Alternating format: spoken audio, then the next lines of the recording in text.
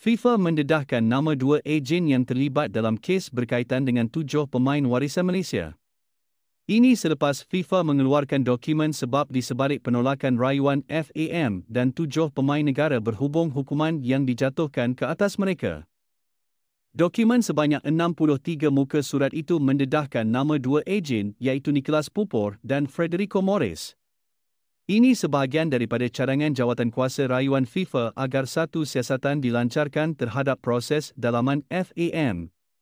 Ini bertujuan mengenal pasti individu yang terlibat dalam proses pemalsuan itu. Susulan itu, jawatankuasa rayuan FIFA menyarankan Sekretariat FIFA menyiasat bukan sahaja Pupor dan Morris tetapi juga Setiausaha Agung FAM, Datuk Nor Azman Haji Rahman. Ini kerana pembabitan tiga figura ini memerlukan Sekretariat FIFA untuk menyiasat perkara ini dengan lebih mendalam. Sebelum ini, jawatankuasa rayuan FIFA menolak rayuan yang difailkan FAM dan 7 pemain negara. Susulan itu, hukuman yang dikenakan FIFA ke atas FAM dan semua pemain terbabit dikekalkan.